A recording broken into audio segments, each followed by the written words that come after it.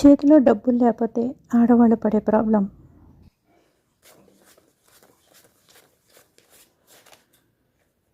ఈ money, monthly money. నాకు మా ఆయన గారు నెలకి మెయింటెనెన్స్ అంటూ అంటే హౌస్కి హౌస్ అంటే కిరాణాకి, పాలకి ప్లస్ మిగతా అన్నిటికీ ఇస్తూ ఉంటారు కదా. ఆ ఇచ్చిన దాంట్లోనే ఎంతో కొంత మనం మిగిల్చుకుంటే చిన్న సొల్యూషన్ అనుకుంటారు, అందరికీ తెలిసిందే.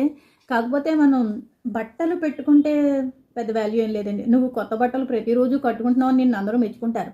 కాకపోతే మనం ప్రతి నెల బట్టలు పెట్టవలసిన పని లేదు. ఎందుకంటే మన ఇంట్లో అకేషనల్ ఏమైనా ఉంటే పెట్టుకున్నాం పర్వాలేదు.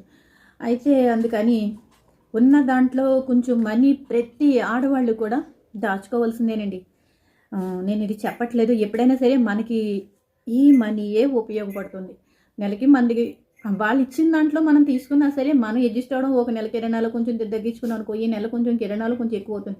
ఆ వచ్చిన దాంట్లో నెలలో మనం ఎక్కువైందా తగ్గించుకుంటూ ఉంటాం, అడ్జస్ట్ అవుతూ ఉంటాం. ప్రతి ఆడవాళ్ళు పోపులు పెట్టిలో దాచుకునే డబ్బులే నేను దాచుకున్నానండి.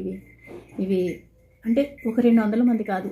ఈ నెల అసలు నాది కానే కాదు ఆ డబ్బు, నేను ఎవరికో ఇచ్చేసాను, నేను వాడేసుకున్నాను అని మంది కాదని పక్కన పెట్టేసుకుంటే ఈ విధంగా మనీ ఉపయోగపడుతుంది.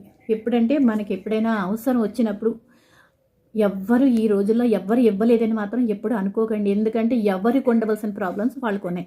ఎందుకంటే వాళ్ళ ప్రాబ్లంలో మనం ఎప్పుడైనా తలదూర్చామండి, మనం ఇతర ఇచ్చేస్తాం. నేనే ముందరిస్తానని చెప్పేసి మనం ఎవరైనా వెళ్తారా? ఎవ్వరూ వెళ్ళరు.